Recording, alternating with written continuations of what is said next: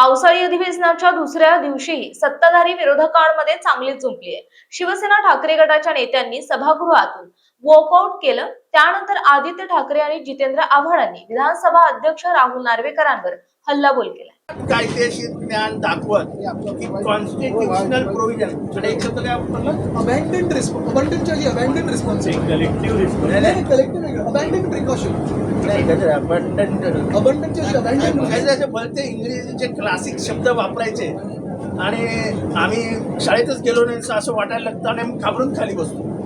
तर अध्यक्ष महोदय, आम्ही खूप हुशार आहोत, आम्ही चांगल्या शाळेत गेलेलो आहोत, आम्ही आमचा बाप भले कोलाब्यात नसेल, कुठेतरी गावी जन्माला आला असेल, पण आज तुम्ही वापरलेला इंग्लिश शब्दाचा अर्थ काय एवढं आम्ही तुम्हाला विचारायला उभं राहिलो पण करणार। शशी थरूर पण आता मी शशी थरूरला पाठवतो ईमेल, याचा अर्थ पाठवा म्हणून, कारण का जीपॅट वगैरे काही येत नाही येते, चॅट जीपीटी मध्ये तो अर्थच कळत नाही, अबँडन्ड क्वेश्चन काहीतरी।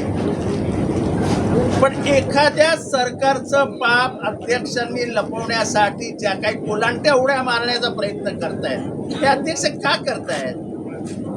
या सभागृहाची गरिमा टिकली पाहिजे, या सभागृहाचं मूल्यांकन कमी होता कामा नये। हे सभागृह महाराष्ट्राची इज्जत इब्रत राखणार आहे, तिथेच महाराष्ट्राच्या एकंदर चारित्र्यावरती, त्याच्या राजकीय चारित्र्यावरती, कर्तृत्वावरती बलात्कार होतोय। तुम्हाला दिसत नाही? तुम्हाला दिसत नाही अध्यक्ष महोदय? आणि मग अध्यक्ष महोदय, आता तरी सुधरा, आता तरी मर्यादेचं पालन करा। केवळ आपल्या हातात कायदा आहे आणि आपली 4-2 कर्म होतात, म्हणून जर तुम्ही सभागृह चालवणार असाल तर महाराष्ट्राला तुम्ही चुकीच्या मार्गावर घेऊन जात आहात।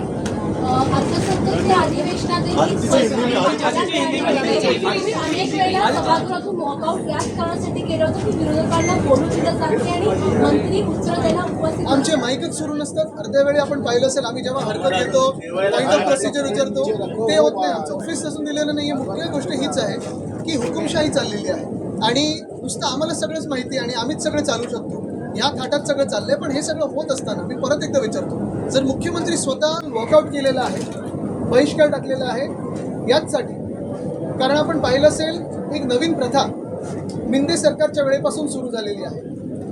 ज्या मंत्र्यांना, जे आता आधी घटनाबाह्य मुख्यमंत्री होते, आता फोडाफोड मंत्री आहेत, उपमुख्यमंत्री म्हणून, एवढे अकार्यक्षम आहेत की बाहेर सगळे त्यांना रात्रीचे खेळ, बाकीचे सगळे खेळ जमतात, पण साधं हाऊसमध्ये बसून स्वतःच्या खात्याचा अभ्यास करून उत्तर देता येत नाही। त्यांच्या खात्यांचा नेहमी वाटप होतो, राज्यमंत्री असताना देखील इतर मंत्र्यांना त्यांचा खात्याचा वाटप केला जातो आणि ठराविक अधिवेशन मंत्री हे नेमले जातात।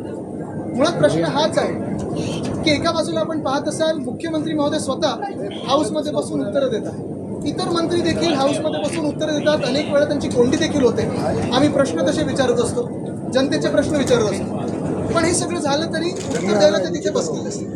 पण एक मंत्री जे अकार्यक्षम आहे, ज्यांना कार्यपद्धती सांभाळता येत नाही, कार्यभार सांभाळता येत नाही, ते मिंदे, एकनाथ मिंदे, हे नेहमी उत्तर द्यायला घाबरतात आणि हाऊसमधून पळायचा प्रयत्न करतात आणि म्हणूनच सगळे खात्यांचा वाटप केलं जातं। आज आम्ही आक्षेप घेतल्यानंतर पुन्हा एकदा जे अध्यक्ष आहेत राहुल नार्वेकर यांच्याकडून उत्तर तर 2019ला असं झालं, 2020ला असं झालं, हे खोटं आहे।